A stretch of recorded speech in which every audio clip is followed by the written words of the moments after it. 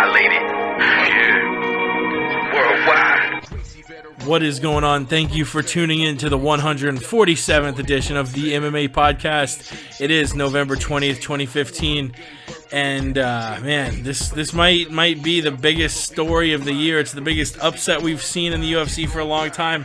Holm stepping in against the champion, against the face of the UFC, Ronda Rousey.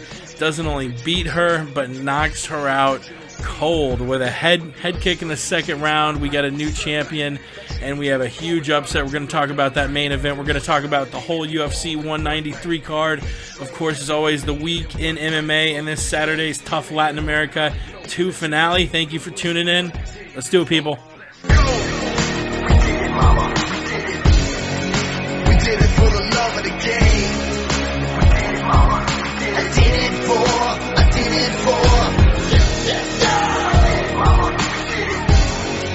The game will never be the same. We did it, mama. I did it for. You're listening to the MMA Podcast. Thank you, Lenny Heart. It is the MMA Podcast. As always, recently we're joined by your boy coming from Palm Desert, California. He's on Twitter at Sweet Pappy Jones. It's our boy P Money. Pat, what's going on, man? Big Jake, we're just hanging out over here in Southern California. It's a lovely evening, as per usual. Enjoying these winters, enjoying a lovely weekend of fights. Great card we got to review there, and some great UFC action to look forward to. Some great mixed martial arts action all the way around this coming weekend. So excited, as per usual, to break it down with you, my man. Yeah, UFC 193 was a lot of fun. I had my buddies Yao, Allen, and Hunter all coming to visit from out of town. All of us were rooting for Holly, so that was a lot of fun watching the main event. We will talk about that main event fight in a little bit, Rousey versus Holm. I want to start with that with the top of the UFC 193 card, though. Also, really quick, if you are listening live, as always, you can tweet us at the MMA Podcast, call us 213-457-3380, or you can call us on Skype at the MMA Podcast. All of that. Also, listen to a new show that's a part of the podcast family, the T-Row and Funky Show. It's actually gotten more of an amateur wrestling center than an MMA one. They briefly talked about Ben Askren, along with Tommy Rowlands are the hosts. So they talked about Ben's recent trip to Singapore, which ended up kind of being a fiasco with Sapo Santos pulling some amateur moves and not making weight and getting the fight canceled. So Ben talked a little bit about that. But yeah, it's gotten more of an amateur wrestling focus. I guess now they're focusing on college wrestling. They'll probably get into Olympic wrestling when that comes around. And it's interesting to listen to because if you are an MMA fan, you do know that probably the best base to get involved in the sport with is wrestling. Almost all the champions now and a year ago and 2 years ago and probably looking forward in the future, most champions have a wrestling base because that kind of gives you the opportunity to dictate where the fight happens. And it's interesting hearing about a lot of these up-and-coming college guys who, are now wrestling in the NCAA, like a lot of current and former UFC champions.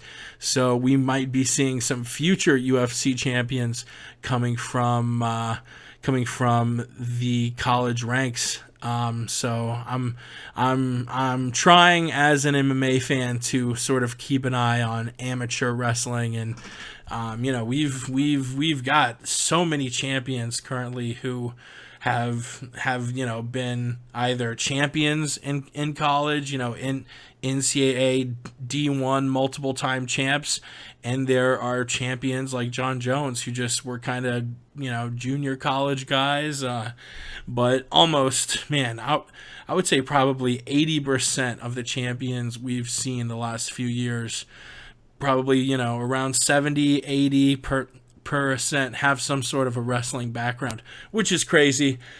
So listen to it, the T-Row and Funky Show. Their Twitter handle is T-Row. That's TROW, Funky Show. Go ahead and give them a follow. Let's get to UFC 193. Fun card coming from Melbourne, Australia. The attendance was a UFC record, 56,214. They were going after the old record, which I believe was UFC 129 in Toronto, and they broke it at the Etihad Stadium in Melbourne. Total gate of almost 7 million. It was a very, very big event. I think they said they broke records for merchandise sales. The pay-per-view buy rate was really high, even though I don't think it's been announced yet. It was a big, big event, and we had a lot of fun fights. I guess, as usual, let's start with the prelims. What stood out to you there? We had a handful of finishes. We saw a really nice spinning back kick and punch flurry from James Moonwalker Moontazri in the first round. Ben 10 win with a rear naked choke in the first round. And some awesome KOs by Kyle Noak, John Vellante on the Fox Sports 1 prelims. Noak, he's not the youngest guy in the UFC, but it looks like he's, really starting to come into his own as a dangerous welterweight. And Jake Matthews, the young fighter, he's got a lot of hype behind him. That was a doctor stoppage in the second round. One of the gnarliest injuries I've ever seen. Akbar Areola's eye was, I don't know how to describe that, but it was gruesome. It looked like an eyeball was sticking out of his eyelid, which luckily his eyeball seemed fine, but it was just one of the nastiest cuts I've ever seen. But yeah, what stood out to you on those prelims before we eventually get to the main card, and of course that stunner KO by Holly Holm over Ronda Rousey? There was a lot of great finishes, just great fights overall on this card. The prelims definitely started out the pay-per-view on the right foot. From the very first fight with Ben Wen getting his victory there, he was just dominating that fight. Had some great strikes that set up the submission victory ultimately. But especially you had mentioned Kyle Noak, his victory over Peter Sabata. Sabata had been doing pretty well in his UFC run this second time around, and Kyle Noak, this front kick to the ribs he delivered to Peter Sabata. He was just absolutely done at that point. They replayed the audio, and it sounded like some chopsticks just being snapped when that foot hit his rib cage. It was just gruesome. You could hear Peter Sabata audibly scream. Like when Anderson Silva was screaming when his leg was broken. It was pretty terrifying to hear, but my goodness, quite the emphatic finish, and something that I'm kind of surprised we don't have a whole lot more often, especially you see a lot of these knees to the ribs guys like to deliver on some of this ground and pound. I'm really surprised there's not a lot more rib injuries like it, but man, that was definitely a stunner. And yeah, Jake Matthews, that was a nice little come from behind victory. Matthews was hurt a little bit in the first round and ended up doing some real damage, some really sweet elbows with his ground and pound to finish Akbar Areola and get that doctor stoppage before the third round could begin. That was a nice fight. Definitely good to see Jake Matthews get a victory there in front of his home crowd. And of course, Gian Vellante, I had a pretty good feeling he was going to KO Perosh, and he did so handily. It was a sound showing there. So really, it was a solid set of prelims, both on Fight Pass and for Fox Sports 1. Yeah, it was a fun card top to bottom. Even though, I almost feel bad for other fighters on the card because they got absolutely no play because everyone was only talking about the main event. But let's move forward to the main card. Let's break down those first three fights. Decision wins by Jared Rosholt over Stefan Struve and Robert Whittaker over Uriah Hall. And a first-round TKO finish by Hunt over Silva. The Hunt-Silva fight was pretty much what we all expected. Hunt is a heavy hitter, and I'm sorry, but one of the reasons Silva was able to take so much abuse in their first fight was the TRT. And he's one of the few guys that should be able to naturally take it as much as he wants because of the genetic disorder he has. But unfortunately, I don't know to what extent he has a medical exemption, but I don't think he's able to take as much as he used to, which might not be fair, but it is a part of the massive lockdown the sport has had. So Silva just not having that chin he did last time, loses by TKO to Mark Hunt. Whether this is the end of Bigfoot Silva's UFC career, I mean, he's won a single fight in his last 6 fights now. We will see. Both guys really needed a win. They were both 1-3-1 in their last 5. As big of a name as you might be, if you can't win, the UFC is not going to keep you around for that long. Jared Rosholt over Stefan Struve. This was just the guy with the better gas tank, the guy with the wrestling. Able to beat Stefan, who didn't look bad, but wasn't able to get into a spot where he had a chance to finish Jared. His boxing has been improving. That win over Stipe still is one of the biggest unlikely victories. That fight stands out. Little Nog versus Rashad, just victories. You're like, how did that one fighter beat the other one? What the fuck? So yeah, Struve losing a fight to Jared Rosholt on that opening fight on the main card. And Robert Whittaker versus Uriah Hall. Man, last week I was not the only person saying that there are 2 Uriah Halls.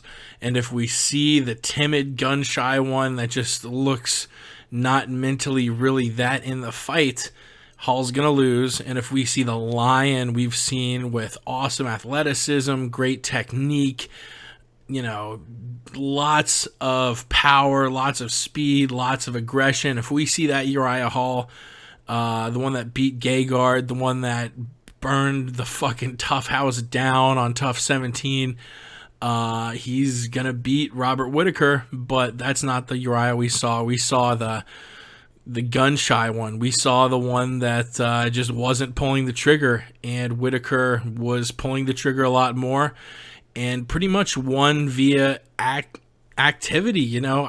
I can't really say he whooped Uriah's ass like a 30-27 that we see a lot of times.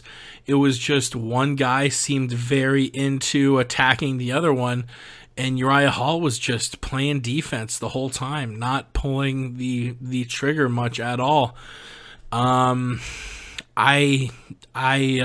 This has been talked about for years now. All of the fights that Uriah loses are kind of this variety fight where, he's never gotten his ass kicked really, but he's just, I don't know. I don't know what the answer is because we've been asking it for 3 years, and obviously there's not a black and white solution to it. Pat, what did you think of these 3 fights? Well, I thought they were pretty good fights. I love the Robert Whittaker Uriah Hall fight. I thought Robert Whittaker, he's just looking so good at middleweight these days. He's coming up from 170 pounds, and he's got power, seems to have some pretty good speed for the weight class. Not a small guy. I want to say he's coming in at like 6 even. And yeah, it was definitely a close contest. Robert Whittaker definitely cracked Uriah Hall pretty good, but yeah, definitely one of those head scratchers. You would think Uriah Hall, I mean, he was the taller, longer fighter in that fight, at least seemingly in the cage. It looked like Robert Whittaker had some more room. He had to close some distance to get in on Uriah to land a lot of those shots, and it's surprising that Uriah was willing to let Robert Whittaker do that. But it was a good fight. I found it fairly technical, although there's just some of these things you're wondering, like, what is Uriah Hall doing? He did like 3 pirouettes in the ring. Like, he was just doing these jumping spins like he was going to jump for some crazy kick, but he just never pulled the trigger. And it's like, dude, what are you doing? He's just doing ballet there in the ring. Needs to just let it go. But anyways, Robert Whittaker ended up taking that. It was a good showing by him. His striking is just looking so good, and he was even able to show some strong grappling in that fight too. Definitely out grappling Uriah Hall in that one. Mark Hunt TKOing Antonio Silva. I mean, my goodness, that's exactly how I thought the first fight was going to go down. I don't know how that first one went 5 rounds. That was one of the most insane fights I've ever seen in my life. But seeing Mark Hunt come in and just put him down with the big punches, that's what I love seeing Mark Hunt do. And I was actually most surprised. That was the most Mark Hunt has ever spoken a post-fight interview before. I don't know if it was just because it was in Australia or what, but normally Mark Hunt, even after knocking somebody out, he's giving you a 1 or 2 word answer, and then he's just basically walking off, because that's who Mark Hunt is. He's just that much of a badass. He's just hitting that walk-off home run, and he knew he was going to hit it. Love seeing that fight. Love seeing Mark Hunt get the victory in that one. Jared Rochelle versus Stefan Struve. I thought Stefan Struve just really couldn't pull the trigger in that one until the 3rd round. It seemed like the 3rd round he really came back. I'm pretty sure he won that one unanimously on the judges' scorecards. It just seemed like he was so afraid of getting taken down. He wasn't really pulling the trigger in the first couple rounds, and he was still getting taken down anyways. I thought he would be better on the ground, or at least have enough to nullify a lot of Jared's ground and pound, a lot of his positions. It really, there wasn't a whole lot of work from Rochelle. It was mostly just top control, a lot of positional grappling in that respect. And I thought Stefan Struve would be able to get some sub attempts going. I know Rochelle's a big guy, hard to get someone of Rochelle's size and strength and his grappling background. Hard to get someone like that off the top of you. But I certainly thought Stefan would be able to work some sort of submission attempts or something like that. Maybe get it going a little earlier in the fight. But good showing by Rochelle. He was able to grind it out, get the W in that one. And I would have to say Mark Hunt getting the TKO, though. That had to be my favorite of those 3. We actually got a couple tweets, one coming from our boy Brooks Bailey, who's been on the show before. He's at Twitter at Brooks_B. Go follow Brooks, you guys. Shout out to Brooks. Yeah, what up, son? He tweeted in, Whittaker would have toasted Bisping if he didn't have to bow out. Whittaker is a killer, and I agree with that. I think Michael maybe made a good move backing out of that fight, because the Aussie Robert Whittaker, he's looked incredible. His last win before Hall was another big KO. He is a fucking killer. Another tweet from our boy LR, and he's on Twitter at Sagglebud, SAGLBUD, Sagglebud. Go follow Sagglebud, you guys. Cyborg versus Hinchcliffe. How quick would Cyborg destroy him? 30 seconds in, Hinchcliffe dies.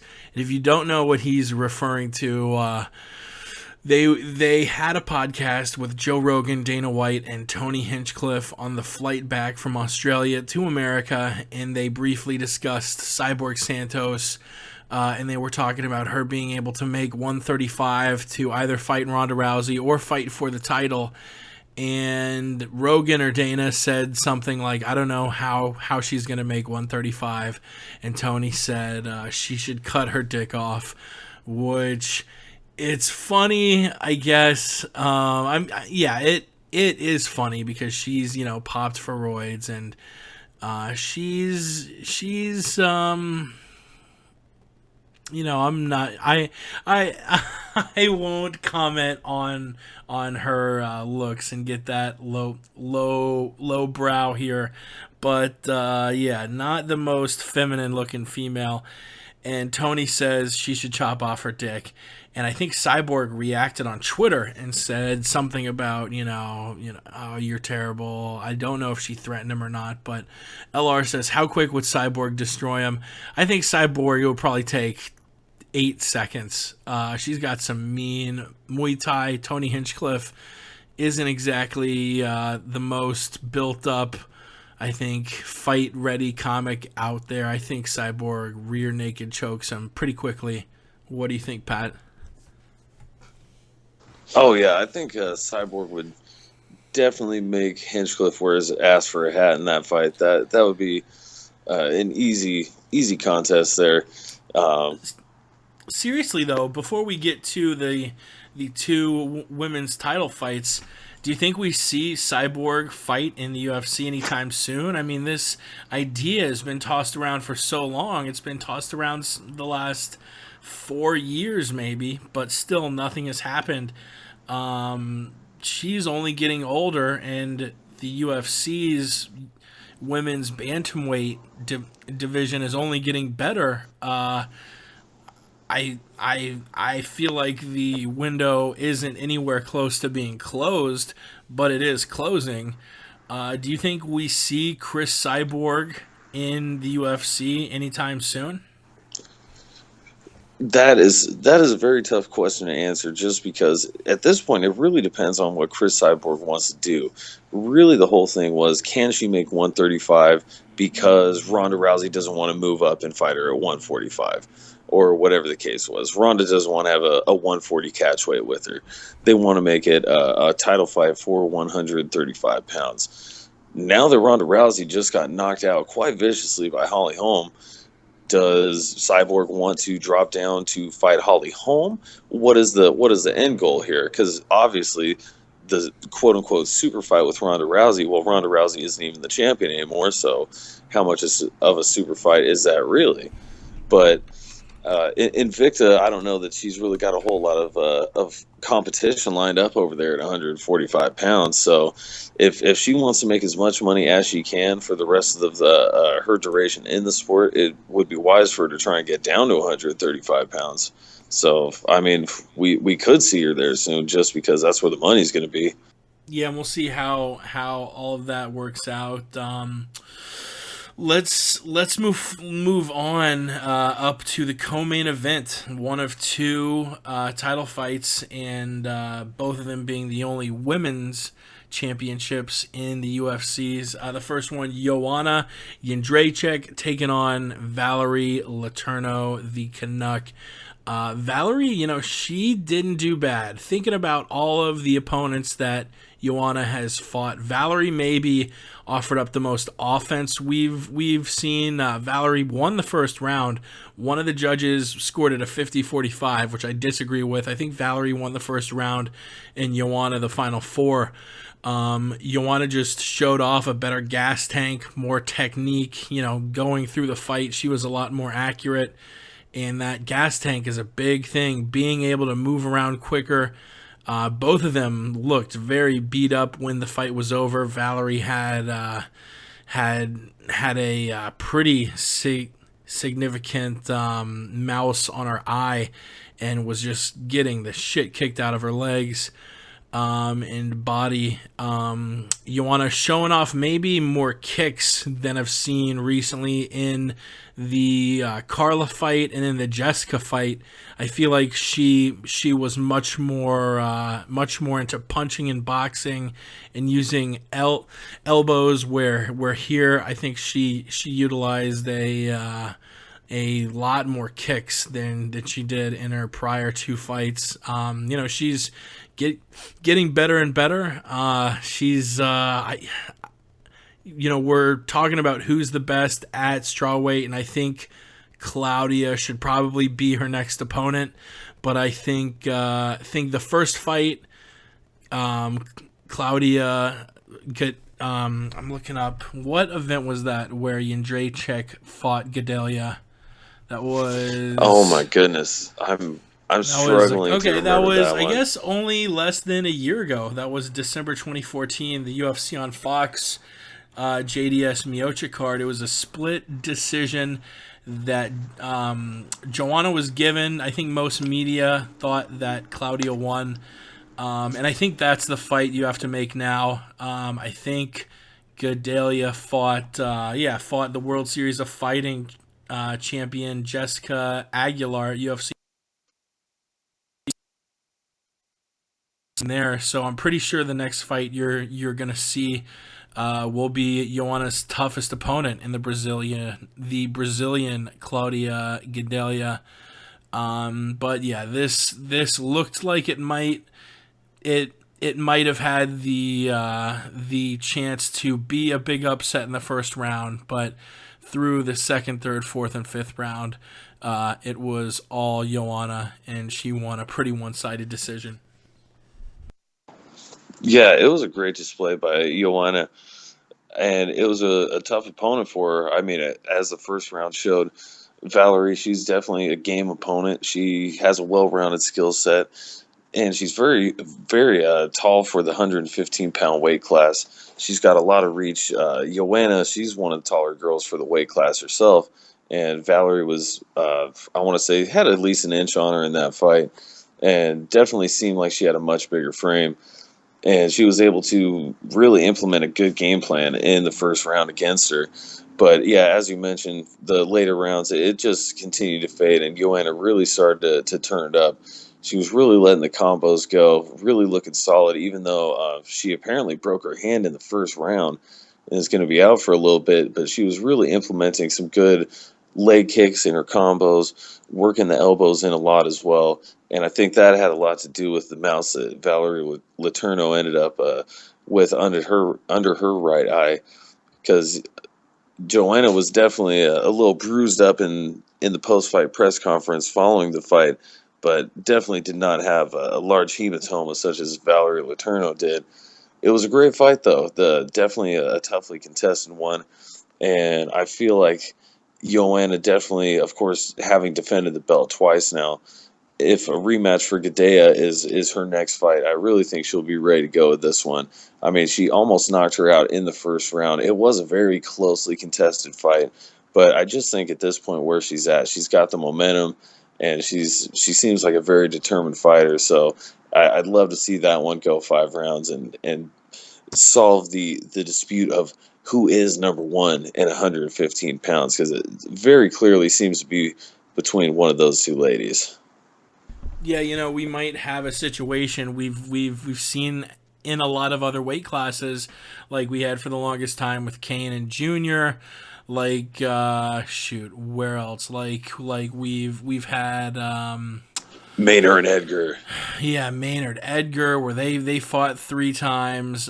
Just an obvious 1-2. And if Joanna wins again, she's gonna be put in that weird Miesha Tate boat where it's like, well, do you make the trilogy fight even though she's lost both of the prior ones? So this I think is going to be a more desperate fight for Gadelha than it will be for Joanna. And I guess that brings us to the main event. Man, I told you so, to bet on Holly Holm. I bet $20, which I rarely bet MMA, but I put $20 on Holm and Mark Hunt, and ended up coming through with a little less than 300.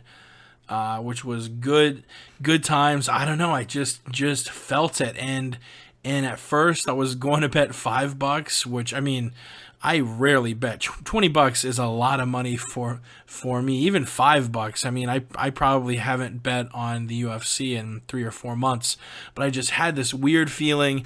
And above that, like I said last week on the show, Holly Holm might be an underdog, but she's a slight underdog. She is not this crazy underdog that everyone thinks. Because, yes, Ronda may be a killer and all that, but look at their camps, look at their coaches, look at who's drawing up their game plans.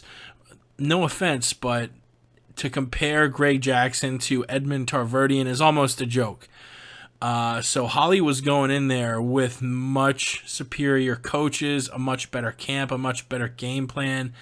And, Ronda might be the better fighter, and if she changes camps, I think she'll have a much better chance to beat Holly Holm. But this upset win by Holly Holm, which folks were saying it was a lot like Tyson versus Douglas, where Buster Douglas came in and upset the world. This is not like Buster Douglas and Mike Tyson, because that fight was a fluke. That fight Mike Tyson would have won 98 times out of 100 times fighting. That fight between Holm and Ronda, if they fought 100 times, Holm would have won a big majority of them. She was beating her up in the first round. Ronda kept rushing her. Holm pushed her off, kept range, wasn't able to, Ronda wasn't able to do what she's done to so many other women, which is grab them, throw them down, and armbar them.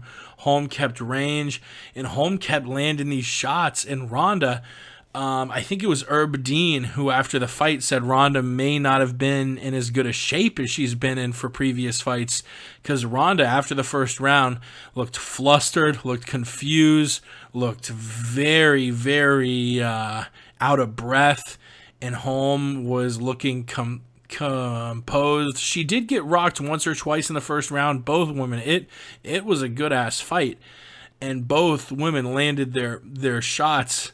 But it was mainly just Ronda being flustered and not knowing what was going on. Holm won the first round, easy, 10-9. Wasn't as bad as a 10-8, but it was an easy Holm, 10-9.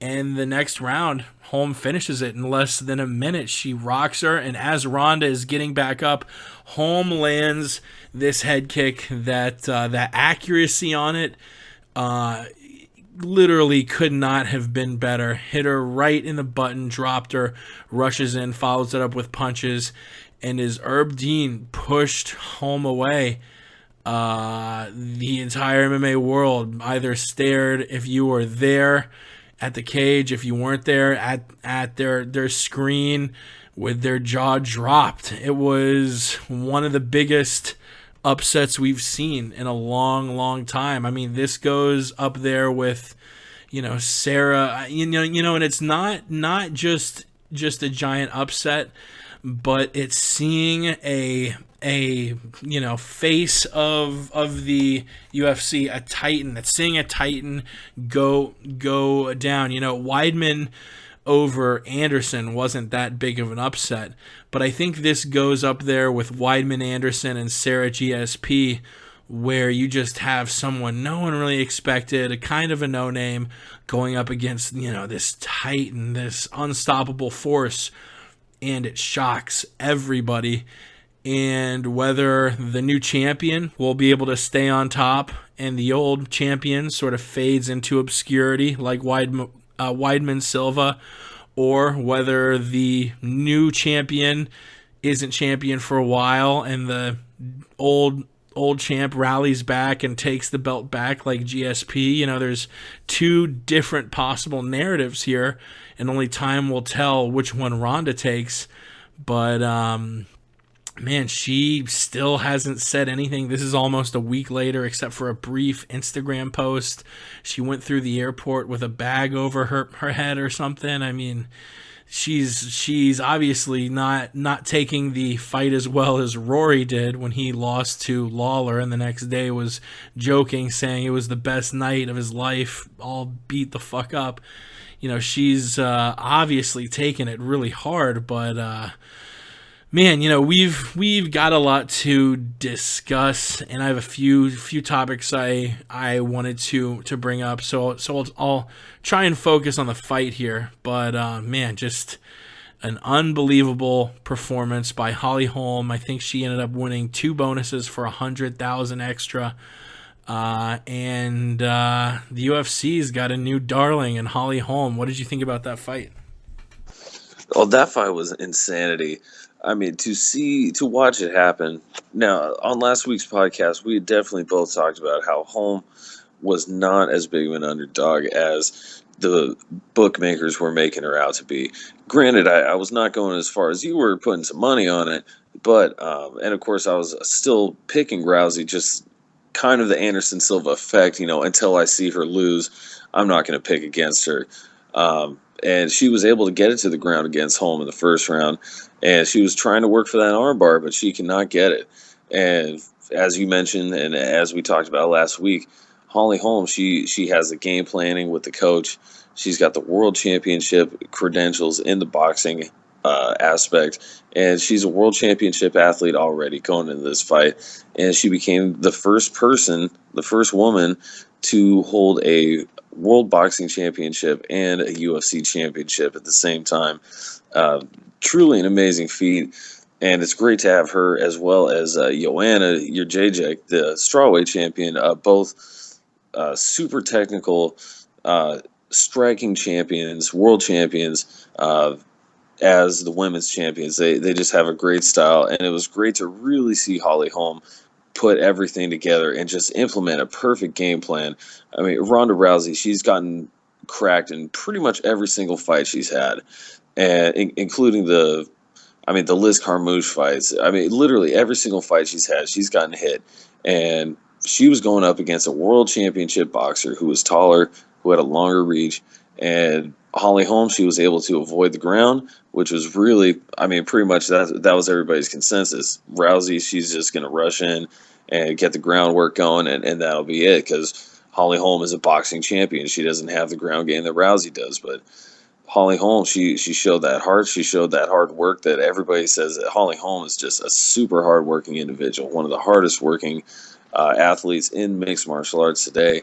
And it showed. She's got that world-class camp with her at Jackson Winklejohn MMA, and the training really paid off here. She was able to implement her game plan perfectly. She had Ronda Rousey quite hurt in that first round. And yeah, Rousey did crack her up. She did land a couple good ones, but Holly Holm, if anybody's seen any of her boxing fights, Holly Holm has quite a chin on her, and she was able to handle Rousey's best with ease, and she was able to just completely devastate Ronda Rousey in that first round, and then come back and she corpsed up Ronda Rousey in the second round. That head kick with the follow-up hammer fist, Rousey looked just absolutely dead at the end of that. I thought she could have easily been internally decapitated with 4 of the shots that were landed to end that fight. I'm glad that Ronda Rousey did not suffer any serious life-threatening injuries in that, because that was such a brutal finish. Easily the most brutal finish we've seen for the UFC women's division, any UFC women's division, I would say. And it was a shocker to me, and it's always great. Just moments like those are the moments where you really appreciate the sport of mixed martial arts, and you realize, this is why I'm a mixed martial arts fan. Anything can happen, and there's a lot of great underdog stories. And Holly Holm, again, as you and I certainly thought, Jake, she shouldn't have been as big of an underdog as she was, but she was, and she was able to come through and get the victory, and she did it in awesome fashion. It was great to watch. So we get a new champion, Holly Holm, the preacher's daughter. Who next for? There are a few options. Miesha Tate, I think, would make the most sense. We briefly talked about Cyborg a little while ago. If she were to join the UFC, do you plug her into a title shot? Do you give Ronda Rousey the next shot? She does have a 6-month medical suspension, but does the champion, a top pound-for-pound fighter, I think she'd won 5 or 6 UFC championship title defenses. Do you give her the rematch? I think those are really your only options, unless you can think of anyone else. Who do you think we see Holly Holm fight next? That's a really great question. Miesha Tate seems to have been pitching a little bit of a fit as of late, I think unwarrantedly, but you could always give her to Holly Holm. Miesha Tate certainly seems to be one of the premier grapplers, of course, outside of Ronda Rousey, but I think Miesha could beat Holly. I mean, she's a tough fighter. She has the wrestling background, um, a little different than the judo background that Ronda Rousey's working with. But I don't know that she would be able to. I mean, the fact that we were able to see Holly Holm fend off Ronda Rousey and the kind of hands she was able to put on Ronda Rousey, I think Holly Holm would certainly be able to put on a similar performance. It may be more of a kind of come from behind victory, something like the Katzengano Miesha Tate fight, but at this point, I don't even know. I mean, Holly Holm could very well come out and just blast Miesha as quick as she was looking, the kind of footwork and head movement she was displaying. I mean, her world championship credentials were completely evident, and Miesha Tate, you know what? I think she's just a classless bitch. Her coming out, hot take, hot take alert. take. I'm telling you, she coming out talking shit to Ronda Rousey, saying, "Bitch, you got beat." Man, she beat your fucking ass 2 times, and you are such a fucking loser. You're gonna come out on MMA, or you're gonna come out on Twitter or whatever it fucking is, and say, "Oh, you just got beat like a little fucking kid," or something like that. That is so petty, and it's so sad. As a professional individual, the sour grapes and the Schadenfreude, it's that just lets you know the kind of caliber of person that you're dealing with. Miesha Tate, she's not on the championship level because the champion doesn't conduct themselves in that fashion, and that's why she's never going to get there, because that is Miesha Tate's mentality. When someone who's beat her twice loses, that's all she has. That's her only solace, is to say, "Oh, you lost." Well, yeah, but she beat you twice, so who the fuck are you to pipe up and say anything? Oh my goodness, I'm so tired of Miesha Tate and her getting support. I would not mind seeing Holly Holm absolutely smoke her. Speaking of Katzengano, though, you could always put her in there. Although I'm sure Ronda Rousey's going to get the next fight. Yeah. That's probably the way they're going to do it. I mean, they like their cash cows. They like those big money fights, and that certainly seems to be the big money fight. Everybody's, if Rousey just got a different camp, and, you know what, maybe if she did go to a different camp and gets a different game plan, things may turn out different. But, man, the way it looked this past Saturday, Holly Holm really just appeared to have her number that night. And that actually segues us perfectly to the next thing I wanted to talk about. Ronda Rousey in losing, people really didn't criticize her too much for her skills. She's one of the greatest champions we've had in a while. She's the greatest women's champion the sport has ever seen. But the big criticism of her fight against Holly Holm was her camp and it's literally a joke now. Glendale Fighting Club and Edmond. Her punching technique is terrible. At the end of the first round, Edmond was telling her things were going perfectly when she was obviously, flustered and not winning the fight. She also, I don't know, I think most would agree that Rousey seems to come off as a little stubborn. And I don't know if she is going to change camps. I hope for her sake she does. If I had to bet on it, I say she doesn't. I say she seems, maybe like the kind who picks blind loyalty over really taking a hard look at your surroundings and realizing that maybe you should change camps. I mean, her going to Jackson's, I don't know if Jackson would take her on now that the new champ trains there, but that would make a lot of sense. There are a lot of gyms that she could go to that make a lot of sense.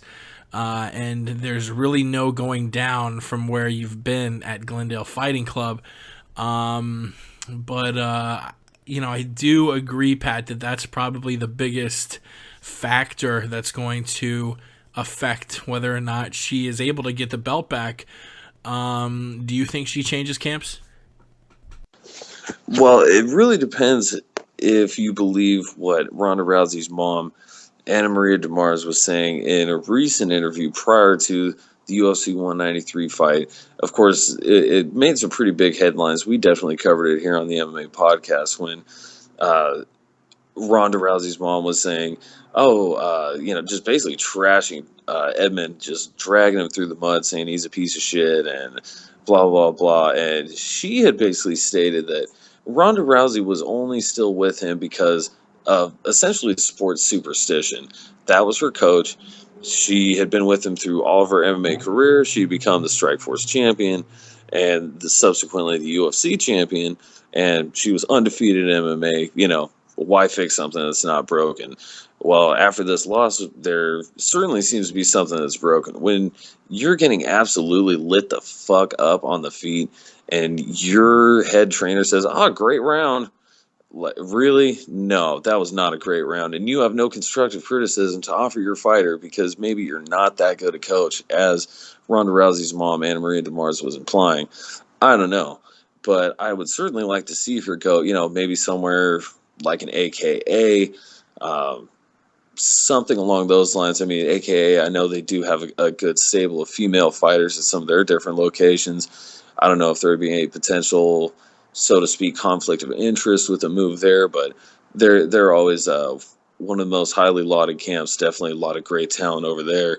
So that's a potential move I'd like to see her make for sure, and I think that could only benefit her. I don't know what kind of world-class training partner she's able to get down there at her Glendale Fight Club. And that actually brings me to an interesting point. I want to credit Reddit.com with this and the user Lentil Casserole on Reddit. I purchased the pay-per-view through my cable company, so I wasn't able to get the Fight Pass coverage on it. But if you got it on Fight Pass, and in a few months, it'll be made free if you just have the $10 a month Fight Pass subscription as compared to actually buying the $60 pay-per-view. Here, I'll just read it straight from the post. If you purchase the pay-per-view through UFC.tv, I encourage you to go and rewatch the fight while listening to the audio feed from each corner. I've done it a handful of times today, and I'm hearing new things each time. Here are a few interesting tidbits.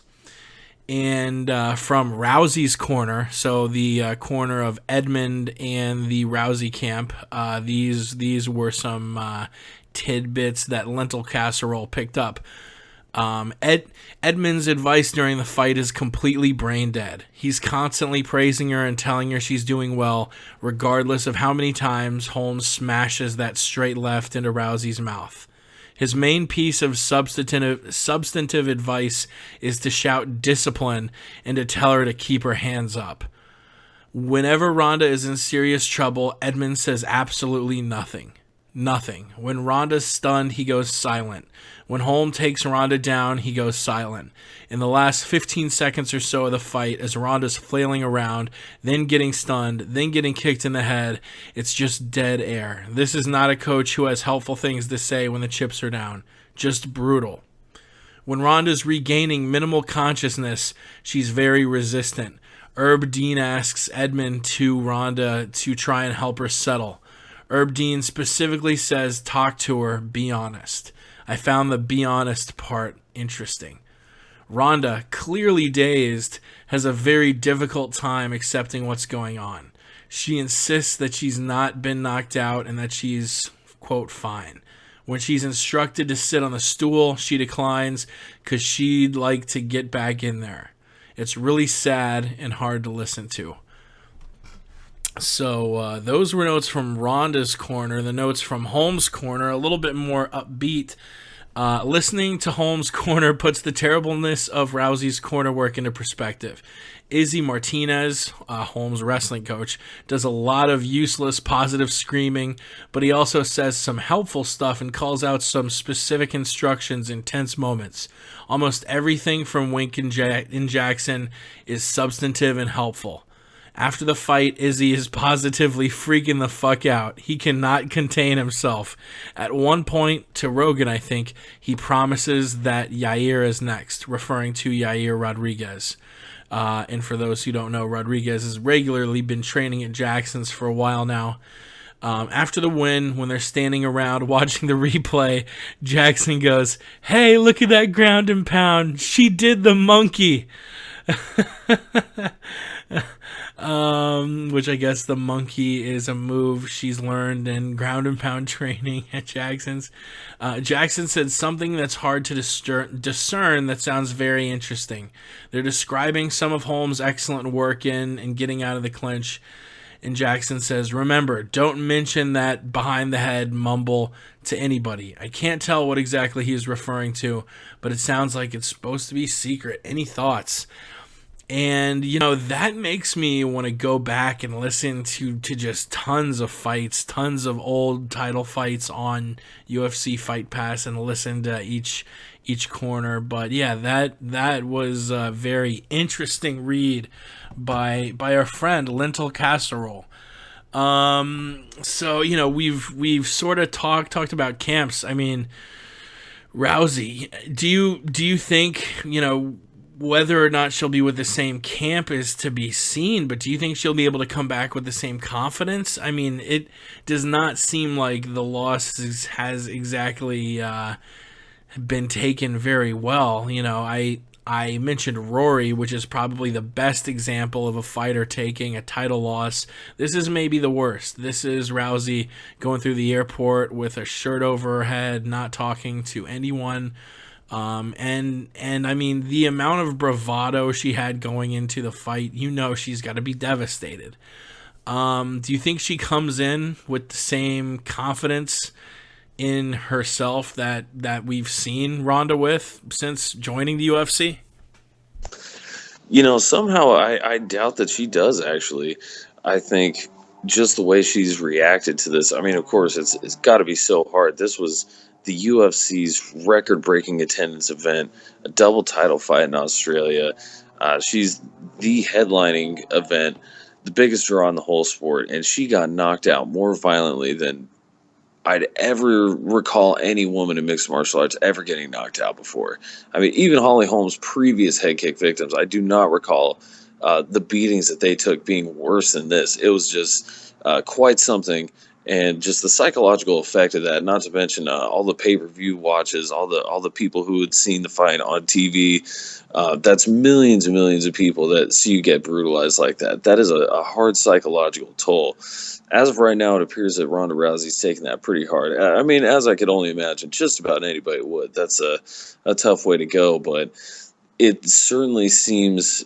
This could be one of those fights. I mean, we've seen Anderson Silva do it to many people. John Bones Jones do it to people, where they will beat them. BJ Penn, in another example, where they would just beat a person and that fighter would never come back the same. That could very well be the case for Ronda Rousey. Although, honestly, she still seems to be, to me, head and shoulders above just about anybody else. Of course, Kat Zingano. I thought Kat Zingano could certainly employ the same game plan that Holly Holm was able to against Ronda Rousey. But for some reason, we all saw how the Kat Zingano fight went down. You want to talk about the importance of a good game plan, right? Jeez. I mean, and Zingano, I mean, my goodness, she's got some good coaches, I believe, with her camp. But, man, yeah, that fight was just, if she would have chose the distance route, the way that Holly Holm did, and sticking to the footwork and just solid fundamentals, I think that probably would have been a lot better. So it's going to be really interesting just to see who she gets matched up with, because it's a hard road coming back from something like that. But this is the true test of character right here, to see how she comes back from that adversity. She always talked about how the gold medal loss in the Olympics was her motivation, was her fire. And, maybe this will be her fire to come back and be even stronger in the sport. It's going to be interesting to see, and I certainly hope so for her sake. I really hope that she comes back just as strong as ever, because I definitely appreciate her presence. And yeah, so hopefully she can come back and do well. But it's definitely going to be a tough road bouncing back from such a public devastation like that. Yeah, and that kind of brings us to our next topic I want to briefly discuss, which is she got a lot of fucking flack and hate on Twitter and the internet and everywhere. I think you and I are not in that category of the sort of fan who's going to, just talk so much shit. Look, it's one thing to retweet a funny GIF or meme about it, because yes, you can make humor in a loss and not be a dick. But some people, Jesus Christ, like tweeting 100 times, Ronda fucking sucks, ha ha ha. I'm the last person in the world who is going to do that myself. But at the same time, I don't know. There's I think a middle ground between the folks who are tweeting nonstop hate, making fun of Ronda, and the people on the other side who are, oh, you're a total I think it was Rogan who was saying you are the absolute, you are what's wrong with society. It's like, I don't know if I'd go that far, but yeah, it's maybe a little dickish. I wouldn't go as far as to say you're the problem with society, but the one reason I don't criticize all the hate coming her way, even though you won't hear me being a part of that, that push. You have to expect it if you're Ronda Rousey and you're talking so much shit. You're shoving your opponent's fist into your own head and calling Holly a fake ass bitch and getting interviewed by ESPN talking about how you want to have babies because you're an ovarian gold mine and your genes need to be put into society because you have superior DNA, and with all that hubris and then a loss that's that visceral, you can't not expect a bunch of hate. But I don't know, what is your take on all of the Twitter trolls and internet trolls, which there are a lot of them, who are just nonstop going on about Ronda Rousey and making fun of her and filling up her mentions, her social media, and filling everyone's up, because my timeline the day after was just nonstop. I mean, some of it was funny, but a lot of it was just like, come on, this is over the top now. No, after Saturday night, I had not seen a white girl get slammed like that on the internet since Alexis, Texas. It was the craziest. Like, where does all this hate come from? And not only on the internet, I got people texting me as the fight's going on, like, "Oh man, I'm so glad that she got beat." Blah blah blah. And I'm like, really? Why are you that glad she got beat? Like, I really don't understand. I mean, some people don't like the fighters that talk and brag and have a lot of bravado. I mean, Muhammad Ali, back in his day, I talked to a lot of the old aficionados, and they say, you know what, Muhammad Ali was not liked back in the day. People didn't like him because he was popping off of that good shit, saying how good he was and how pretty he was, and everybody wanted to see him get his ass beat. But at the end of the day, now we look back, he was the greatest, and he was always saying, I am the greatest, and he certainly was. People didn't like it at the time because he was popping off at the mouth, but he went and he backed it up. And I think Ronda Rousey, she had earned a little bit of that bravado for where she was at, and she had built that spot. I mean, what she had done to these other women in competition, it was just absolutely unheard of. And these are ladies that could fight. A lot of people, I think, might have overblown or rather underestimated her previous opponents, but these are talented martial artists here, and Ronda Rousey, she had earned a little bit of that cockiness and really had put the sport on the map for women's mixed martial arts, and even back in the Strikeforce days, to give Holly Holm something to cross over to. And it's just crazy that people came out with so much hate against her. I really don't understand it. And it's so funny because so many of the people that are slamming her I would be willing to bet, have not accomplished nearly as much in their lives as Ronda Rousey ever will. It just seems like a bunch of sour grapes, and one of those things where, people want to watch reality TV so that they can look at someone's life that's shittier than theirs or something like that. It's just a a very sad human instinct, I would say. Yeah, and I don't know.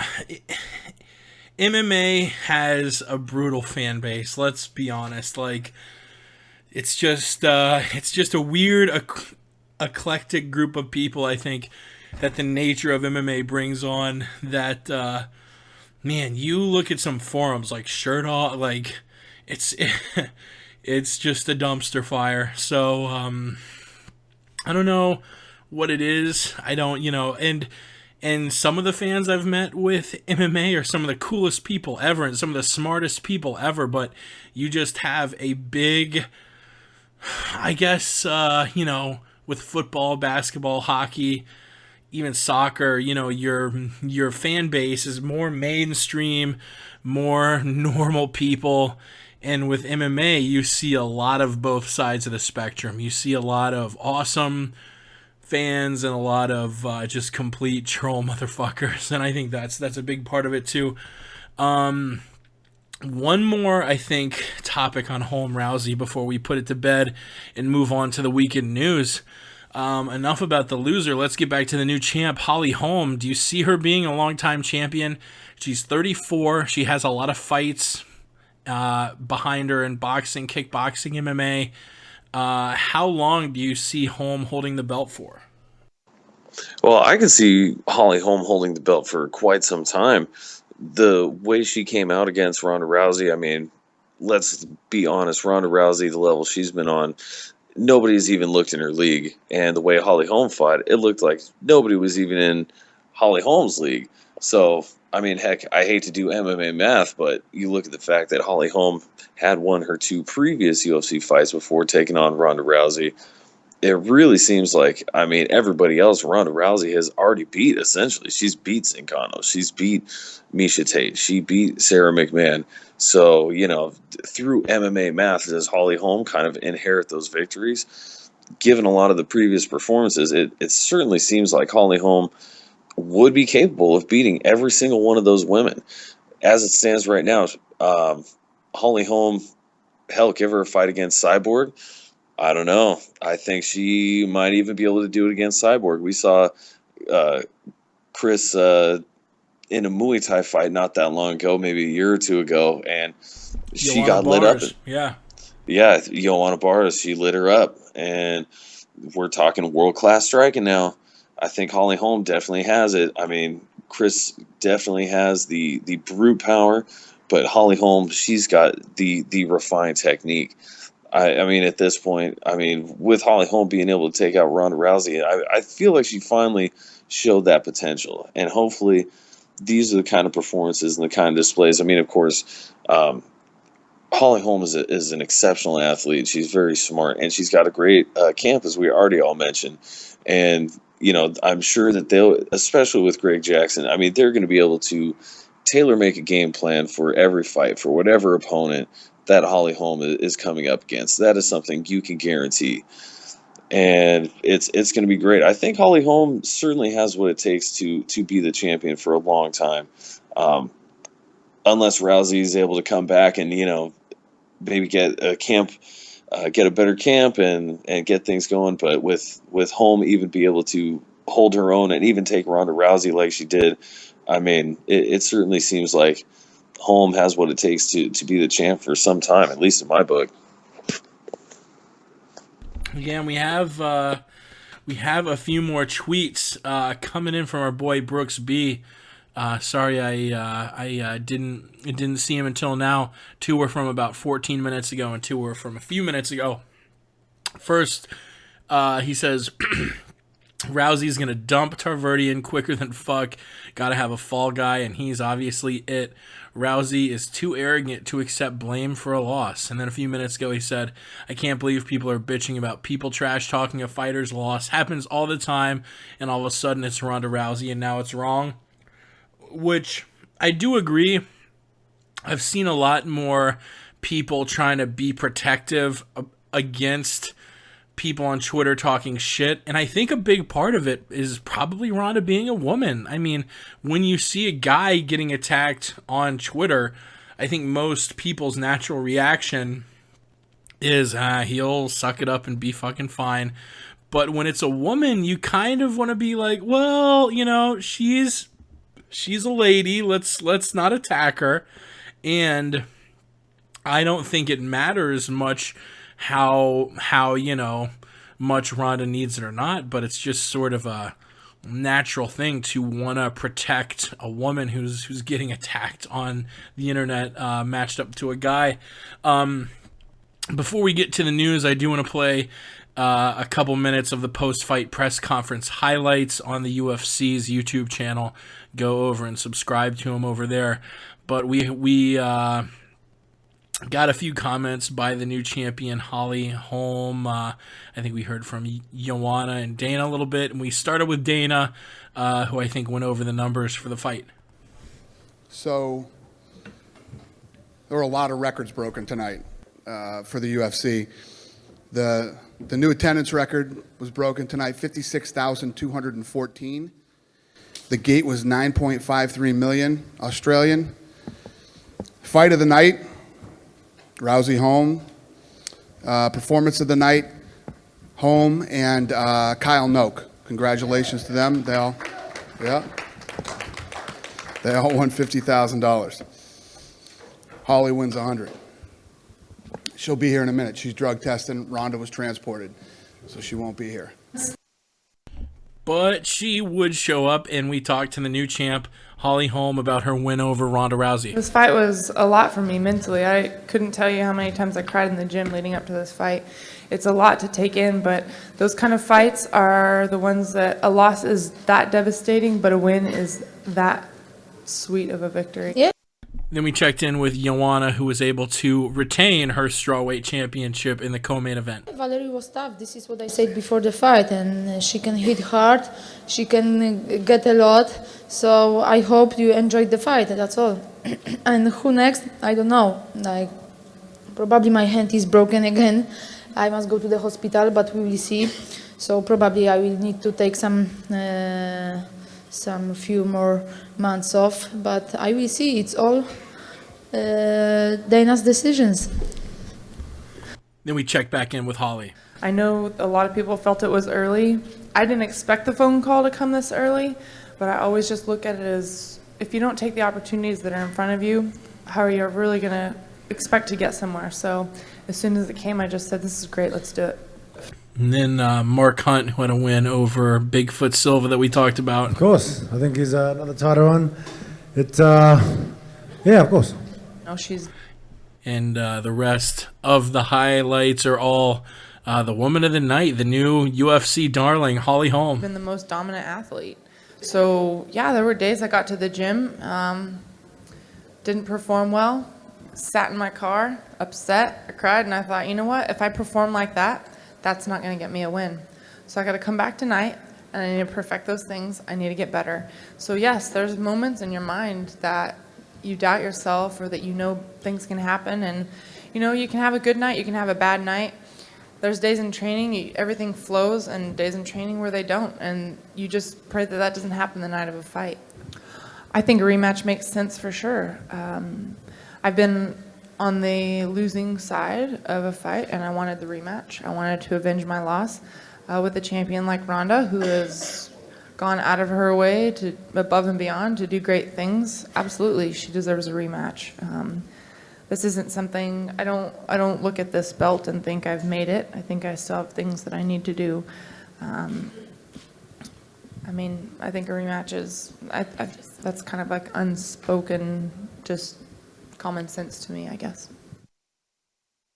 So it is yet to be seen whether or not we will get that rematch. It's been hinted that it might go down at UFC 200 in July. We will see, but it will be one of the biggest rematches the UFC has seen in a while. Definitely the biggest rematch in women's MMA history. Let's, I guess, now that we have UFC 193 out of the way, there wasn't too much news aside from just talking about Rousey Holm, but we had a few bits, so let's get to the news.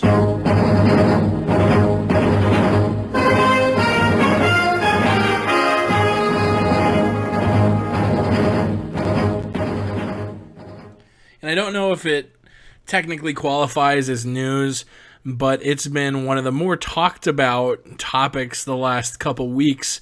Pat, I sent you a picture just before the show started because you hadn't seen it yet.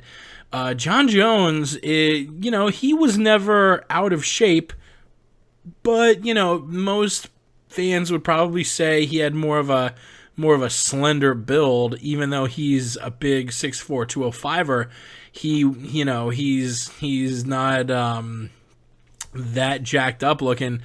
Homie looks pretty yoked up now. He's been powerlifting, he's benching and cleaning a lot of weight. He's definitely got a new looking physique.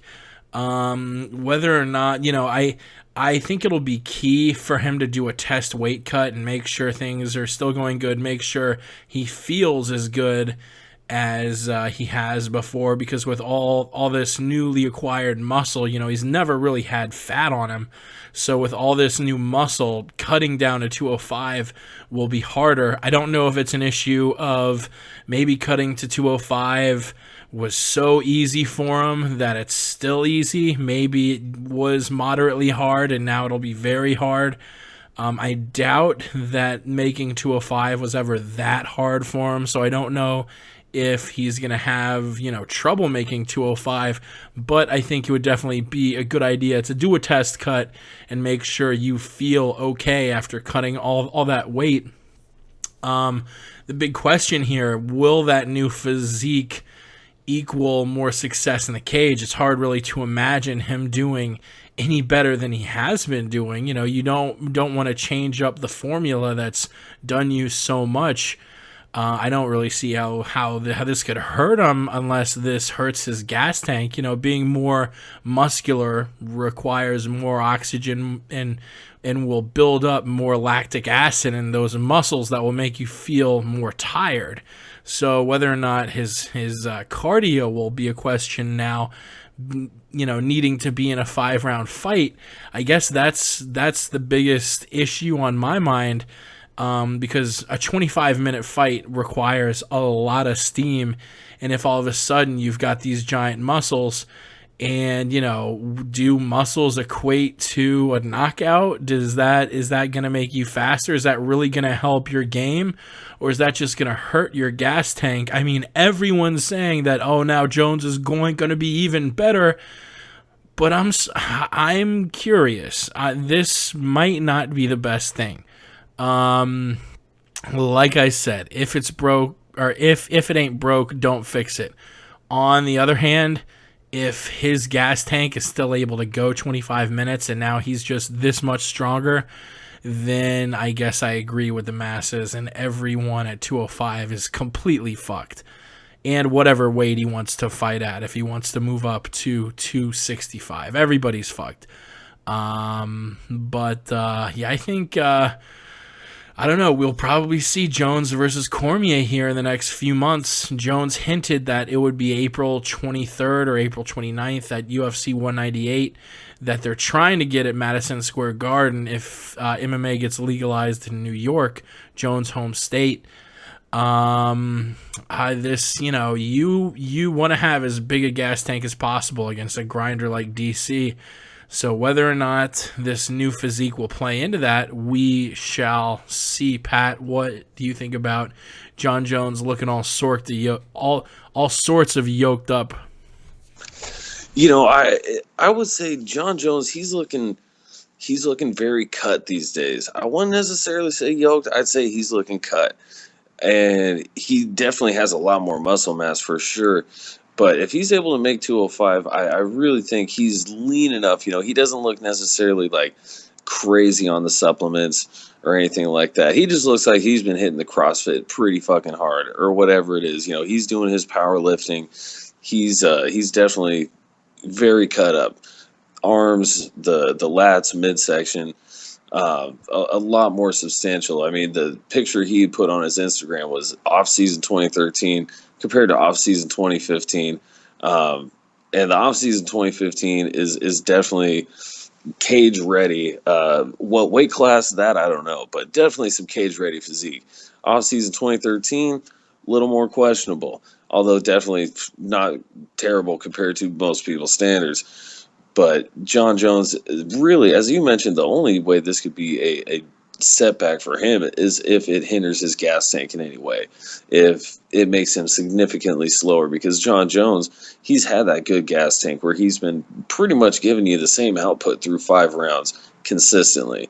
And if he can still deliver that, then this is just, as you said, bad news for everybody at 205. And if he ever does go up to 265, it has been alluded to in the past.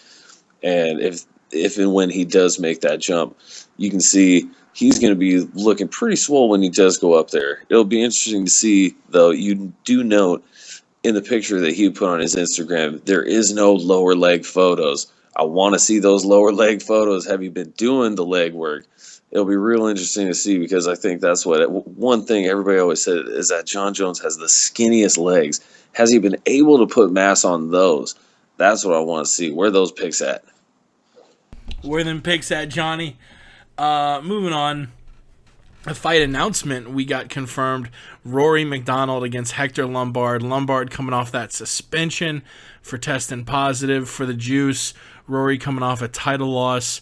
I think this one goes down very similarly to the fight between Rory and Lombard's former teammate / rival, even though they never fought, Tyron Woodley. I think Lombard has the power punching, but Rory just looks, his footwork is on point. He was cruising to a title win before Lawler finished him in the 5th round. I think I don't know. Rory has been in a lot of fights where he gets hit a lot, like against Lawler. He was getting hit a ton. Rory has a very good chin, but Lombard hits real hard. So Rory needs to make sure he doesn't let Lombard tag him. He needs to maybe work more the outside like he did against Woodley and work those straights. But I think this is Rory's fight to lose. Oh, yeah, 100%. Rory should win this fight by all means. He's going to be significantly larger in stature. I mean, Lombard, he's built like a fire hydrant. He's just rip shit 170, very, very squat 170, though. And he's coming off that juice. It'll be interesting to see. Of course, the UFC, I want to say they've even ramped up their drug testing even since Lombard had that recorded offense. And now that he is a previous offender, he's probably going to be getting tested a lot. So is he going to have that same proverbial juice, if you will, that he did in some of his previous UFC fights and throughout his career in the minor league, so to speak, where he was just lighting everybody up? I'm willing to bet that we're not going to see the same Hector Lombard in this fight. And Rory McDonald, I mean, either way, I think if this were prime Hector Lombard, Rory McDonald still just is developing to be quite a technician. He did get taken out by Robbie Lawler, but that was a 5-round crazy war. This is only going to be a 3-round fight, and I think Rory McDonald certainly has what it takes. I mean, Tyron Woodley is even bigger than Hector Lombard, but Rory McDonald was able to handle him with amazing ease. It was a great show by Rory McDonald in that fight, and it was just able to mix it up on him so fantastically. I think Rory McDonald will just purely outclass Hector Lombard in this fight. Yeah, and it's Rory's fight to lose, but if anyone's got a puncher's chance, it is Hector Lombard. Last bit of news: Thiago Alves out. Jorge Masvidal in for Bendo. We'll break down the fight itself next week when we break down UFC Korea, which Alan, our boy at Westland Eagle AH, he's in South Korea now, and he's going to be going to that fight before he comes home. So we'll definitely have him on. We'll lift the ban and let Alan come on the show and talk about his trip to Seoul, South Korea. I don't know how the pronunciation is, Seoul or Seoul. Swole, like John Jones. But yeah, Alves is out. Jorge Masvidal is back in. Who do you think is the easier opponent out of the two, looking at Bendo's skill set? I almost want to say Bendo had the tools to maybe defeat Thiago Alves a little bit easier. Alves getting a little bit older, and Masvidal proven to be a problem with his striking, especially. Has pretty good takedown defense. I don't know if Ben will be able to stand with him and piece him up and get him tired.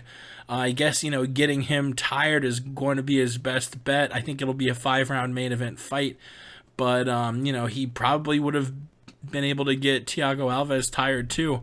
Who do you think is the tougher opponent out of Alves and Masvidal? Man, well, I'd love to play devil's advocate with you on this one, but I'm actually on your side. I really think that Thiago Alves, of course, Thiago Alves is by no means an easy out. He's still a super dangerous opponent and really close in stature to Benson Henderson for 170. I think that would have been a great fight, really.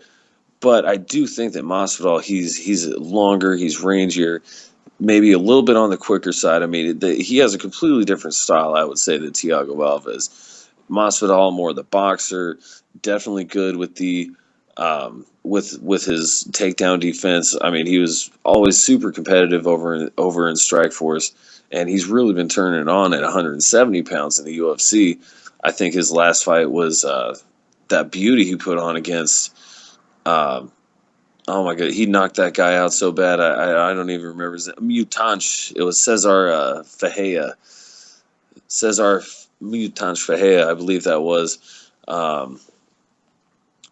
And he's just really looking good. He's really in his prime. He's got a great camp. I want to say he's with American Top Team. Do not quote me on that, just off the top of my head. But Masvidal, he is game bred, as the nickname implies. He's a crafty veteran. And I think he definitely spells a lot of problems for Benson Henderson. Going to be a great fight. It will be a very fun fight. We'll be breaking that card down next week. This week, we're only going to break down the UFC card, but you should still definitely check out the 2 Friday cards tomorrow night. It's going to be Bellator 146. Hisati Kato and Bubba Jenkins, favorites against Melvin Manhoef and Jordan Parsons, respectively. And the 8-man lightweight tournament Friday night, World Series of Fighting 25. Some names like Mike Ricci, Brian Foster, Luis Palomino, Jason High, all going to be on that card. So yeah, let's get to the UFC card. We have here. Let me click ahead to it. UFC Latin America 2 finale. Have you seen any of either Tough Latin America season? I haven't seen 1 second of one episode of either. Yes, I have not watched any single bit of Tough Latin America 2. I've got UFC Fight Pass. I don't really know that I have an excuse for not having seen that. I want to say I get Fox Deportes. I believe actually they aired Tough Latin America on Fox Deportes for the first season. I don't know if they continued that with season 2. I've been bad at keeping up. I have not seen a stitch of that. Yeah, I've never really been that big on watching Tough. I haven't even watched much of the Faber-Connor season. Have you? Oh, no, actually, same with the Faber-Connor. I have not watched a single second of the Faber-Connor season. I really don't even recall the last season of The Ultimate Fight. I want to say the women's strawweight season. I caught a few episodes of that. That was the one I was the most interested in, mostly just because of the title implications. That was the freshest thing The Ultimate Fighter has done as of late. Everything else is just, kind of fucked out at this point. Yeah, and Tough. When you're running 2 seasons at once, I've not really watched Tough at all. Going back a few years, honestly, I think really the only one I watched regularly, I think, was the heavyweight season, like season 10 with Rampage and Rashad. Oh no! I watched Tough 17 with Sonnen and Jones, and that's really the last one I've watched religiously. On the card, there are a few familiar names. Eric Perez should win, Scott Jorgensen, Efren Escudero, but we're going to focus on the top three. Jussier Formiga fighting Henry Cejudo. How close do you think the winner of this fight is to getting a crack at the flyweight belt? Let me pull up the rankings right now. We have Mighty Mouse, your champion. This is number 3, Formiga, against number 5, Cejudo. But looking at the other 3 guys in the top 5, Joseph Benavidez, it's either going to be him, because John Dodson is number 2, and he's moving up to bantamweight. So I don't know why they haven't already bumped him up, and that moves Formiga and Cejudo to 2 and 4. And the guy at number 3 would be Ian McCall, who I don't know what his status is, if he's looking for a fight or if he's injured or what's going on there. But I don't think you plug Ian McCall in. I think it's either Benavidez or the winner of this fight, Cejudo and Formiga. Right now the line on it is pretty big for Cejudo. He's minus 550, and I think that's where the line probably should be. And I think after Saturday, Cejudo maybe puts himself in position to be Mighty Mouse's next opponent. I agree 100%. Really, the winner of this fight has to be the next in line to fight Demetrius Johnson for the 125-pound belt. I mean, everybody else Demetrius has already beat, even if they are ranked above Formiga. I really think that Cejudo, I mean, that line is pretty well-deserved. Cejudo has really good hands, I'd say. I mean, for an Olympic gold medalist wrestler, his hands are very good. Definitely got the Yoel Romero thing going on. Great grappling, great striking. And I think he definitely has what it takes to beat Jussier Formiga. Jussier, he was always a specialist, definitely known for taking the back. They said if Formiga had your back, it was done. I want to say a lot of rear naked choke victories. And he himself seems to have sharpened up his game in the past couple of years, especially having come to the UFC. Seems to have added a good bit more Muay Thai to his game, where primarily, I mean, he was just strictly a grappler. But the striking seems to have come a long way. So it's going to be an interesting fight. Both of these guys definitely have what it takes to go anywhere, and they both have their tools. But I like Cejudo's tools and abilities a little bit more, and I think he's just got a little bit better all the way around skill set to get the job done here. And I'm pretty sure he's got to be next to fight Demetrius Johnson, provided he wins this fight on Saturday night. Yeah, and man, that here I'm pulling this up now. Yeah, I think that likely, we've seen the UFC's stance recently with, do you give the fight to the fighter who's lost at a champ twice, Miesha Tate, or do you give it to the up and coming fighter who actually I think both came from legacy fighting too, funny enough. Yeah, I think they both did. I'm not quite sure. But yeah, came from a different sport crossover. Holm was a boxer, Cejudo an Olympic wrestler, and he's definitely the hotter name. So if they stick with that formula, we probably see Cejudo getting the title fight. Sorry, I'm pulling up Diego Sanchez's record here because that's the co-main event, and that's what I want to talk about. Man, you look at Sanchez's record. Yeah, it seems innocent enough that he's in his last 7 fights 4-3, but when you look a little bit deeper, what you'll see is that since losing to BJ Penn at UFC 107 almost 6 years ago, really he's only won 1 fight. And if you say, well, Jake, no, it says he's won 4 fights. Let's look at those 4 fights. He fought Paulo Thiago at UFC 121. It was an exciting back and forth fight, but Sanchez won. Sanchez should have won that fight. That is the 1 fight I'm giving him. His other 3 wins he has, his most recent 3 wins, his only 3 wins, 2011 to now, Martin Kampmann, Takanori Gomi, and Ross Pearson. those 3 fights were not all only controversial, but those are maybe 3 in the top 10 of biggest bullshit decisions in the history of the UFC.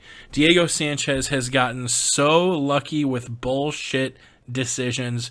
I'm looking now on MMAdecisions.com. The media, in his most recent fight where Sanchez was gifted a win over Ross Pearson, every single person in the media, 14 people, scored it 27-30 Pearson. And the only other score was Chase Raymond, who scored it 28-29. Everyone scoring it to Ross Pearson. The Takanori Gomi fight was equal shenanigans. You had Gomi winning on every single media scorecard, all 13, either 27-30 or 29-28. And Sanchez gifted a decision against Campman. We have 5 media scorecards, 2 Campman, 1 draw, and 1 to Sanchez. Sanchez, if you score his last fights correctly, has not won a fight in the last 6, going back to 2010 when you can find his last legitimate win. He's not going to beat Ricardo Lamas. If he does, I wouldn't be that shocked. Even though Lamas is a huge favorite, Lamas has shown a questionable chin. You know, Lamas. I'm thinking who was his most recent fight against Chad Mendes, and he's been dropped, I think, a good amount in his last few fights. So Diego could maybe drop him, but I would not bet on it. Lamas, the same odds as Cejudo, minus 550, and I think those odds are deserved. Diego Sanchez, I don't know when he hangs it up. He's unfortunately one of the biggest examples of a guy who's sort of, you can tell he's battle worn and he's taken a lot of shots, and I think the sooner he hangs it up, the better. I think he could probably make money doing a lot of things, whether it's coaching, speaking, well, maybe not that, but coaching. He's one of the biggest all-time names with the sport. He's been in a lot of, his historical fights, and he seems like a nice enough guy. I'm sure he'd find a way to make money after the sport. So, man, I don't know how this fight goes, but I don't know what we need to see before we see Diego Sanchez hang him up. That's a great point, Jake. I mean, I'm with you 100% on really all fronts. The streak that Diego Sanchez has been on, of course, we all know he's notorious. I mean, Diego Sanchez via split decision is always a good bet in any fight. I mean, the fact that he won that decision against Gomi, that was in Japan. I thought for sure Gomi would get some home cooking on that one, but the fact is Gomi handily won that fight. The fact that Sanchez won that fight is probably the most mind-blowing of all those victories to me. The Campman fight still makes me bitter to this day. That was such a great fight from Campman, and man, Diego's just so busted up. It's going to be a close fight, though. I can't believe that Ricardo Lamas is minus 550 here against Diego Sanchez. Diego, he is the original Ultimate Fighter. Given, he's, whatever his track record is in his last few fights, he's somehow able to get it done against the judges. And that's really one thing you have to take into account, is whether he technically wins the fight or not, somehow the judges give him the goddamn decision. So he's worth a bet for no other reason. Even if you don't think he can beat Lamas, maybe he can't beat Lamas, but his chances of getting the decision are pretty good just going back and looking at his last few fights. So really how this fight's going to go down, it'll be interesting to see. I mean, Diego Sanchez, he fought just the same as Kenny Florian, went from middleweight down to 145 pounds. It'll be interesting to see how that cut affects him. I don't think Florian should have even fought at 145 pounds. Diego probably shouldn't be either, but, let's see how his body's looking. I want to say the last time he came in at 155, he was looking like he had a little pooch going on there that he can maybe do without. So maybe he will be able to make a clean cut. And if that's the case, maybe he does stand a pretty good chance here against Lamas, because Diego Sanchez, he does have some decent wrestling. And again, he's been with Jackson MMA for forever. He is a crafty veteran, and he has been in there with the best of the best, fighting BJ Penn. So he definitely has a great shot in this fight. Definitely worth a little flyer bet. And again, even if you don't think he'll win, he's still worth a bet, just because he might get the nod anyhow.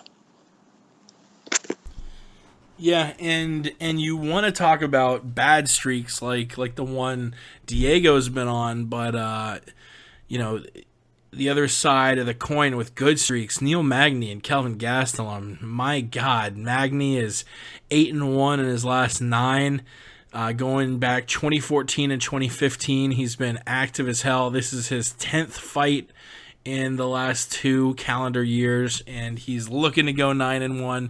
Kelvin Gastelum, his overall record 11-1 after losing a split decision against Tyron Woodley, earns a TKO victory over Nate Marquardt at middleweight. Now he's moving back down to welterweight. This is an underrated fight. This is a fight I'm really looking forward to. This is a fight that I think has welterweight title implications. I'm not saying the winner is going to get a title shot, but I'm saying the winner is going to be maybe a couple fights away from a title shot. The winner is going to get a big time opponent. I think you got to give the winner of this fight someone like either maybe another guy who's on the come up, like a Stephen Thompson or Matt Brown, maybe a guy who's been in that logjam for the title for a while. I mean, man, you have Robbie and Condit, who will be going after it for the next title fight. I don't know if it's official yet. Is it? Maybe we broke it down and I'm forgetting. Tyron versus Johnny Hendricks. Is that slated? I feel like it is. Let me pull up Johnny's Wikipedia here. Could very well be on the same card there. Okay, that's we were gonna see it last month, and then Johnny, that's right. Johnny had a kidney stone attack, and the fight was canceled. That's fucking right. So Woodley does not have an opponent yet. He was gonna fight Johnny. I'm thinking, like, weren't we supposed to see that fight recently? Johnny apparently is gonna be forced up to 85. So Woodley's floating around. Maybe you give, I don't know, I think a fight against Magny would make more fight than a fight against Kelvin, because Woodley's already fought Kelvin. Maybe if Kelvin wins, you give him like Damian Maia, the guy. I mean, that would seemingly make a lot of sense. If Magny wins, you give him the guy who beat Kelvin. You give him Tyron. If Kelvin wins, you give him the guy who beat Magny in Damian Maia. Boom. I just solved your welterweight title problems, UFC. But I do think that the winner of this is just a couple wins away. And I like both guys. They're both young. They're both on incredible streaks. Who am I picking? Kelvin Gastelum. Magny's really good at taking advantage of guys who have a hole in their game and really just pushing that until he wins the fight, whether it's wrestling, whether it's striking, whether it's, gas tank. Magny is overall very well and can game plan and take advantage of you and dictate what happens in the fight and make sure that your disadvantage is what defines the fight. Gastelum, you don't really have any areas where you can do that to him, except maybe as gas tank. So, striking, Gastelum hits hard and is not shabby as far as footwork and movement goes. And grappling, I think he's the better wrestler. If the fight ends in submission, I think it's likely Gastelum winning the fight. Can Magny drag it out and make it a long fight, make it a 5-round war, and win the championship rounds? Sort of do what Benson did to Thatch, let Thatch punch himself out, and then kind of rely on him having more fuel left in the tank in the 3rd, 4th, and 5th rounds. we will see. But I am picking Kelvin here. I think Kelvin cruises to a 5-round decision, 49-46. Who are you taking, Pat? And then I guess we'll put a bow on this and wrap it up. Well, I feel like this is definitely an interesting style matchup to break down here. Magny, he's a very tall 170-pounder. So Kelvin, the wrestler, is going to have that lower center of gravity on him. And he definitely seems to have more of a proficiency in the grappling aspect. I would say Magny, although Kelvin also has some good hands as well, I think Magny, he's got the length, he's got the reach. I think he might be able to put hands on Gastelum.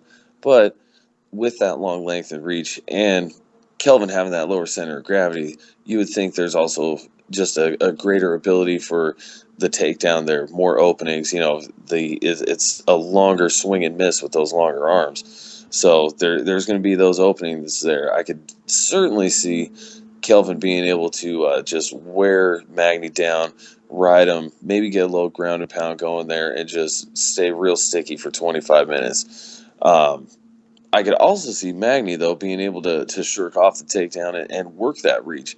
If he can keep a distance, because he will have a fairly significant height and reach advantage in this fight, if I'm not mistaken. It'll be really interesting to see these guys on the weigh-ins and see how they stack up. But I feel like he may have that ability. If he's able to stay quick and stay long and work the outside, work a smart fight, and pump the jab, stay smart with the striking, and get a good sprawl going, I think he's got a great shot in this fight. I mean, he's 8-1 in his last 9. That only loss is to Damian Maia. Damian Maia is just a grappler out of this world. What he's able to do, not many other people in this world are able to do. And I think Magny against Gastelum, this is going to be a great litmus test for Gastelum. This is going to be a good test for Magny. I feel like Gastelum has fought a little bit more difficult and well-seasoned guys overall in his career thus far. So to see how Magny stacks up, this is going to be a great test. I think he's got the tools, but with Gastelum, I believe he's got that wrestling advantage, and traditionally that's what I stick with when I'm picking a fight. I think he's going to be able to do it and be able to get a win, most likely by a decision. Picking the decision, win, and unless you got anything else, I think that about does it. Thank you for tuning in. As always, you can follow us at the MMA Podcast. If I've shouted you out in the past, you get another one this week, though not specifically, because we're going a little long and I want to wrap it up as soon as possible. But of course, a shout out to Sweet Pappy Jones, who was my co-pilot on tonight's episode. Pat, I guess I already told him where they can find you, but any last words before we send it out? Nah, that'll do it, cuz. Always a pleasure doing this with you. Love giving the news to the fans, giving you those hot takes you love. Follow your boys, keep listening. We love you. Next week is Thanksgiving, but we'll still be pumping out an episode. No weeks off for the MMA Podcast. So yeah, we will be doing a show next week to recap the card we just broke down, talk a little bit about UFC Korea. If possible, shoot, I might even try and get Alan on the show. I think, we usually do a late night show, so it should be afternoon for him. Maybe get a live report from South Korea. Once again, thank you so much for tuning in. TheMMAPodcast.com and Twitter at The MMA Podcast is where you can find us. Listen to our sister podcasts, or I guess I should say brother podcasts, the Filthy FRB Show with Front Row Brian and Tom Lawler, and the T-Row and Funky Show with Ben Askren and Tommy Rowlands. And you can find those Twitters at Filthy FRB Show, at T-Row Funky Show. Both are pretty good podcasts. If you enjoy this one, we love you. We'll see you next week. Till then, we go. Shout out to Jake. Tune into the MMA Podcast every Tuesday night. Got the wild style, always been a foul child. Will I, sucker? I be the criminal. the MMA Podcast. Jake is the host, and since Ramsey's been in a wheelchair, the Aunt Jimmy Show has been on a roll. I wanna say John Jones is a host, so I think that I'll pick up the phone and dial 213-457-3380. We got hot takes on the stove. You get blood on your clothes if you're sitting in the front row. I throw on my gi and then I lace the hoops. I'll have Gal lying down cause he ain't the truth. And if Alan wasn't a cop, I'd mention you. And shout out to Ross Finkelstein the Jew. Cause according to you, you're an MMA guru. A Brew Bisbing lost his hands, Count Dooku. If you're a fancy boy, you get a 2-minute slot. Mystery wants a title shot. So listen to the MMA Podcast. Throw a high kick, but I block that. Call me Diaz, screaming George, where you at? I want the strap. When you know that I'll never tap. So listen to the MMA Podcast. Throw a high kick, but I block that. Call me Diaz, screaming George, where you at? I want the strap. And you know that I won't tap. Mystery. The MMA Podcast. Most of us just live and breathe this fighting shit. Shout out to Jake. Shout out to Jake.